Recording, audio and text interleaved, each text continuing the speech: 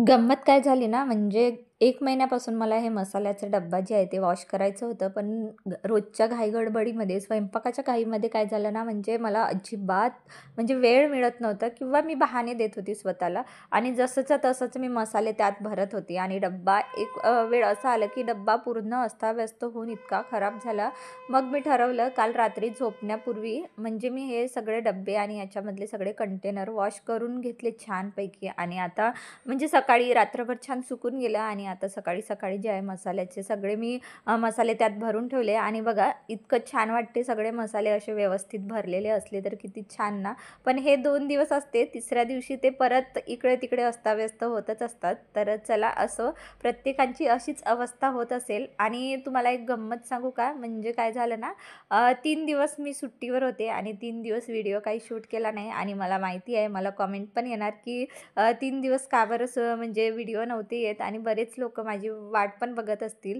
So बघा actually थोडी आजारी होती मी आणि तुम्हाला तर माहीत आहे आता गेल्या 8 दिवसापासून इतकी थंडी आहे की खरंच म्हणजे खूपच थंडी आहे आणि थंडीमुळे आळसही भरपूर येतो आणि कधी-कधी होते आपल्याला इच्छा होत नाही कामं करण्याची. त्यामुळे बराच म्हणजे वेळ आपल्याला कसं आहे ना आळस काढण्यामध्ये जातो आणि तब्येत जर खराब असली तर मग अजिबात इच्छा होत नाही. त्यामुळे मी 3 दिवस जे आहे ते सुट्टी घेतलेली होती. तर चला आता आजच्या रुटीनला आपण सुरुवात करू.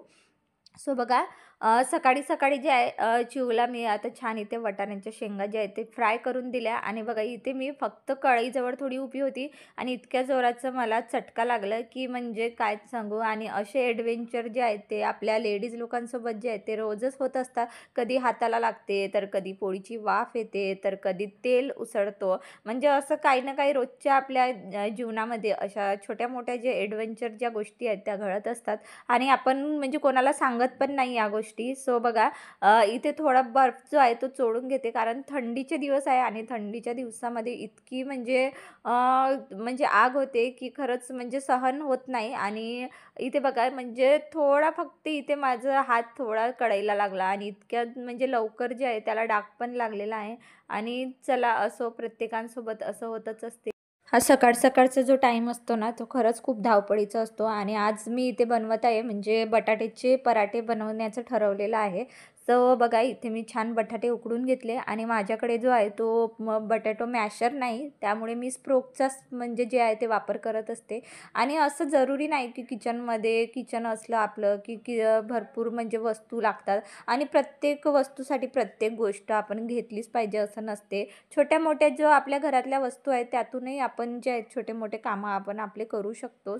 बटाट्याचे पराठे करत असताना बघा इथे थोडी जरी आपण कस्तुरी मेथी जरी टाकली ना, तर पराठ्यांचा स्वाद इतकं छान वाटते म्हणजे खरंच म्हणजे खूप असे क्रिस्पी होतात आणि मुलंसुद्धा अगदी आवडीने खातात. आजारी जरी असलं तरी घरातली जी कामे आहेत ती करावीच लागते. अगदी स्वयंपाक, मुलांचं, सगळ्यांचं करावंच लागते. कारण आपल्या बायकांना जे आहे समजून घेणारं कोणीच नसतं आणि आपण कामही करत राहिलं तरी बोलणारे भरपूर लोकं असतात. झोपून जरी राहिलं तरी बोलणारे भरपूर लोकं असतात. त्यामुळे आपण आपली कामं आणि आपलं मन कसं सांभाळायचं हे आपल्या हातात असते. कारण बोलणाऱ्यांकडे जर आपण लक्ष देत बसलं तर बघा आपलं ना कामं होणार, ना आपलं आराम होणार. आणि आपण असंच दिवसभर जे आहे ते परत-परत त्या बोलणाऱ्यांकडे लक्ष देऊन आपण आपली तब्येत जी आहे ती पुन्हा-पुन्हा खराब करत बसत असतो आणि याचा फक्त आपल्याला त्रास होणार, बाकी कोणालाही काही फरक पडणार नाही. त्यामुळे स्वतःकडे लक्ष देणं खूप गरजेचं आहे. ना माझ्याकडे ना असे 2 कार्डबोर्ड्स होते. म्हटलं काहीतरी जुगाड लावून याचं छान मस्त ऑर्गनाइज तयार करून घ्यावं. अगदी टी-शर्ट वगैरे आपण यामध्ये छान प्रकारे ठेवू शकतो. आणि बघा हे ड्रेसेसचे जो मी मिंत्रा मिशो होल केलं होतं. सो बघा हा थोडा मोठा साईज आला होता म्हणून मी एक्सचेंजमध्ये स्मॉल साईज बोलवला आणि आज मला तो रिसीव्ह झाला.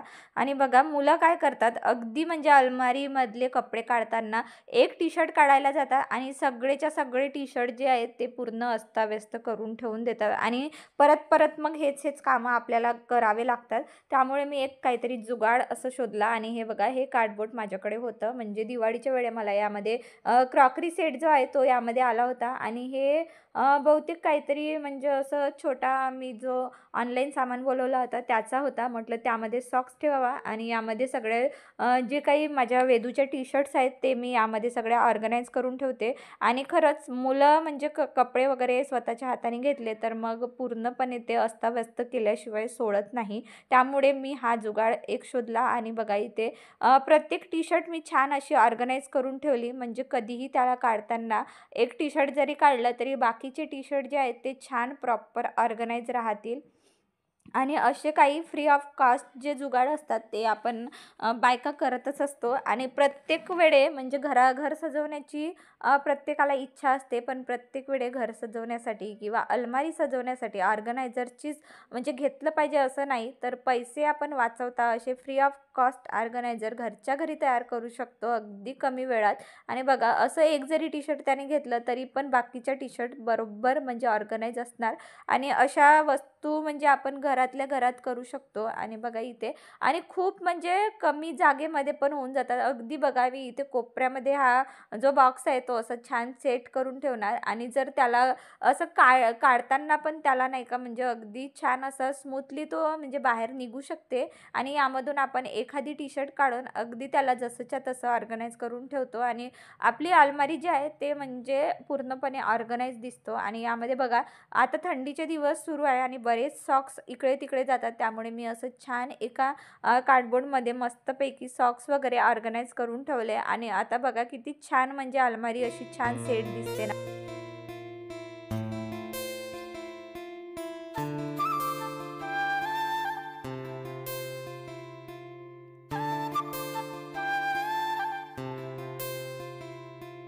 चला तर आज ना तुमच्यासोबत एक हेल्दी रेसिपी म्हणजे मेथीचे लाडू कसं बनवायचं ते मी तुमच्यासोबत शेअर करणार आहे. मेथीचे लाडू करण्यासाठी मेथी मुरवत ठेवणं खूप गरजेचं आहे. इथे मी 4 दिवसापूर्वी ही मेथी मुरवत ठेवली होती. ही मेथी छान मुरलेली आहे आणि कशी मुरवली ते पण मी तुम्हाला अगदी सोप्या पद्धतीने सांगणार आहे.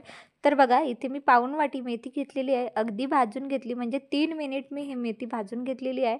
आणि त्याच वाटीने 1 वाटी तूप घेतलेलं आहे. आता ही मेथी आपल्याला मिक्सरमधून छान अशी रवाळ दळून घ्यायची आहे, अगदी जाडसर अशी इथे मी हे मेथी छान अशी दळून घेतली आहे, अगदी बघा जाडसर आहे. आता या एका पातेलीमध्ये तूप घालायचं आणि या तुपामध्ये ही मेथीचं पावडर जे आहे ते आपल्याला मस्त पेस्ट करून घ्यायचं आहे. अगदी याच्या सगळ्या गुठळ्या छान मोडून घ्यायच्या आहे, अगदी मस्त परतून घ्यायचं आहे, म्हणजे छान तूप आणि मेथीचं पावडर असं छान एकजीव होणार. तर माहितीच आहे की म्हणजे मेथीचे लाडू किती हेल्दी असतात, म्हणजे थंडीच्या दिवसामध्ये प्रत्येकाने मेथी जास्तीत जास्त कंझ्युम केली पाहिजे. मेथी खूप छान गरम असते आणि मेथी खाण्याचे भरपूर फायदे आहेत. तर बघा इथे मी हे 4 दिवस असंच मुरवत ठेवलं होतं आणि हे 4 दिवसानंतर छान असं मस्त मेथी जी आहे मुरलेली आहे. आणि आता आपण बाकीचं साहित्य बघणार आहोत. तर बघा इथे मी 2 वाटी खजूर घेतलेला आहे आणि हे खजूर छान मी बिया त्याच्या सीड्स जे आहेत ते काढून घेतलेले आहे. आणि एका वाटीने बघा मी इथे गूळ घेतलेला आहे आणि 1 वाटी जे आहे ते मी गव्हाचं पीठ घेतलेलं आहे. 1 वाटी किशमिश घेतलं, 1 वाटी काजू घेतलं आणि पाऊण वाटी इथे डिंक घेतलेला आहे आणि पाऊण वाटी पिस्ता घेतलेला आहे आणि 1 वाटी बदाम घेतलेला आहे. आणि इथे बघा 2 चम्मच मी सुंठ पावडर घेतला, अर्धा चम्मच मी वेलची पूड घेतली आणि थोडंसं छोटासा जायफळचा तुकडा इथे मी घेतलेला आहे. त्यानंतर इथे बघा 1 ते 1.5 वाटी मी सुकं खोबऱ्याचं किस घेतलेला आहे. त्यानंतर इथे मी 1.5 वाटी मखाना घेतलेला आहे. मखाना पण छान मिक्सरमधून बारीक करून घेतलं आणि आता हे सगळं मिश्रण आपल्याला एक-एक करून छान असं भाजून घ्यायचं आहे. तर बघा इथे मी कढई तापवासाठी ठेवलेली आहे आणि कढई छान गरम होऊ द्यायची, अगदी म्हणजे मोठ्या आचेवर कढई गरम होऊ द्यायची. त्यानंतर आपल्याला हे सगळे जे ड्रायफ्रुट्स आहेत ते आपल्याला सगळे मस्त असे भाजून घ्यायचे आहेत. तर बघा कढई छान गरम झालेली आहे आणि इथे बघा मी 1 वाटी तूप घेतलेलं आहे, म्हणजे 1 वाटी तूप मी मेथी मुरवण्यासाठी घेतली आणि 1 वाटी तूप आपल्याला पूर्ण लाडू बनवायला लागणार आहे. सो बघा असं करून 2 वाटी तूप घेतलेलं आहे. त्यानंतर कढई छान गरम झाली, 2 चम्मच तूप घातलं आणि हे बदाम आता मी इथे छान मस्त परतून घेणार आहे. अगदी 2 ते 3 मिनिट मी बदाम छान कमी आचेवरच जे आहे ते भाजून घेणार आहे. 2 मिनिट छान बदाम मी भाजून घेतले. त्यानंतर इथे काजू घातला आणि काजू पण आपल्याला छान असे मस्त परतून घ्यायचे आहे. यामध्येच मी पिस्ता पण घालून घेतलं आणि आता हे मिश्रण आपल्याला 3 मिनिट असंच परतून घ्यायचं आहे, म्हणजे पूर्ण मिश्रण मी 5 मिनिट जे आहे ते छान असं खमंग भाजून घेतलेलं आहे. आणि हे मिश्रण छान असं भाजून झाल्यावर मी एका परातीमध्ये जे आहे सगळं काढून घेणार आहे आणि अशाच पद्धतीने मी बाकीचे पण सगळे जे सगळे ड्रायफ्रूट्स म्हणा किंवा सगळं जे साहित्य आहे ते मी असंच भाजून घेणार आहे. अगदी म्हणजे थोडंसं तुपामध्ये जे आहे मी सगळं प्रत्येक वस्तू असं एक एक करून भाजून घेणार आहे.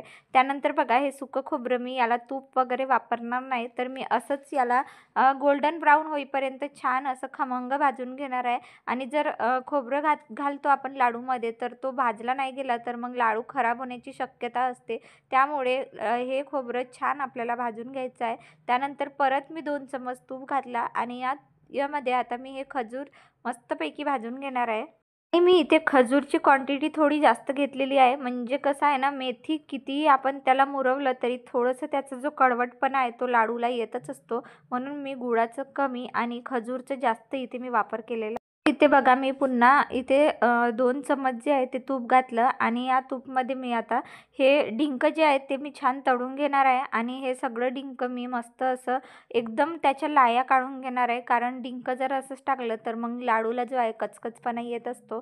तसं नको यायला म्हणून जे आहे मी डिंक छान असं भाजून घेते आणि अगदी थोडं थोडं तूप घालून मी पूर्ण या डिंकाच्या लाया ज्या आहेत त्या तयार करून घेतल्या. तर बघा इथे डिंक छान भाजला गेला आहे, त्याला पण मी एका प्लेटमध्ये काढून घेते.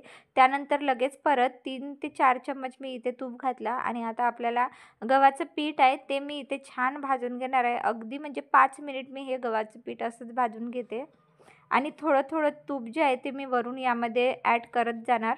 हे मिश्रण आपल्याला छान असं मस्त म्हणजे थोडंसं खमंग होईपर्यंत भाजून घ्यायचं आहे, नाहीतर मग लाडू जे आहे ते चिकट होण्याची शक्यता असते. म्हणून गव्हाचं पीठ छान आपल्याला तुपामध्ये 5 मिनिट असं भाजून घ्यायचं.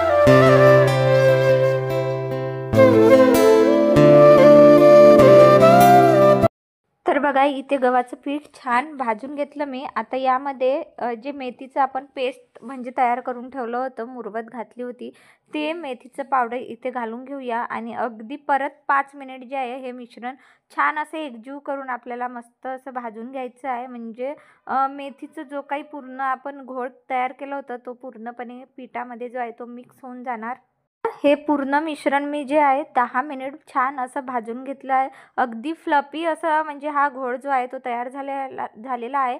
आणि आता यामध्ये जो आहे मखाना मी बारीक करून ठेवला होता त्याला पण यामध्ये घालून मस्त असं पुन्हा एकदा 2 ते 3 मिनिट याला छान असं परतून घेऊया.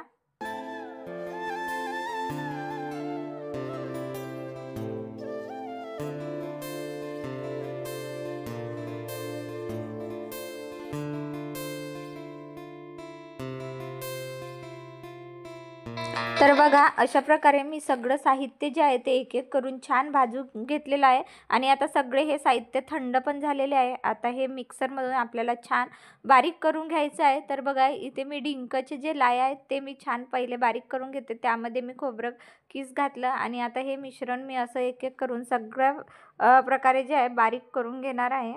तर बघा इथे सगळ्या प्रकारचे साहित्य जे आहे ते मी मस्तपैकी असं एक एक करून बारीक करून घेतलं. अगदीच बारीक करून घेतलेलं आहे. तुम्हाला जर जाडसर हवं असेल किंवा तुम्हाला काजू बदामचे काही असे तुकडे हवे असेल तर तुम्ही तशा प्रकारे करू शकता. मला हे लाडू छान असे गुडगुडीत हवे होते म्हणून मी सगळं मिश्रण जे आहे अगदीच बारीक करून घेतलं आणि आता याचे छान मी असे मस्त लाडू तयार करून घेणार आहे. आणि लाडू अगदी छोट्या साईजचा तयार करून घ्यायचं, कारण एका दिवसात तर मेथीचा लाडू खूप मोठा खाल्ला तर तो खूप गरम होण्याची शक्यता असते. म्हणून अगदी मी लिंबूच्याच जो साईज असतो त्याच साईजचे मी इथे लाडू तयार करून घेणार आहे, अगदी छोटे छोटे. ते खायला पण असं सोपं जाईल. तर बघा अशा प्रकारे सगळे लाडू इथे माझे तयार झालेले आहे. यासोबतच मी आजचा व्हिडिओ इथेच थांबवते. कसं वाटलं तुम्हाला व्हिडिओ कमेंटमध्ये नक्की सांगा. भेटूया पुढच्या व्लॉगमध्ये. So bye everyone, have a nice day.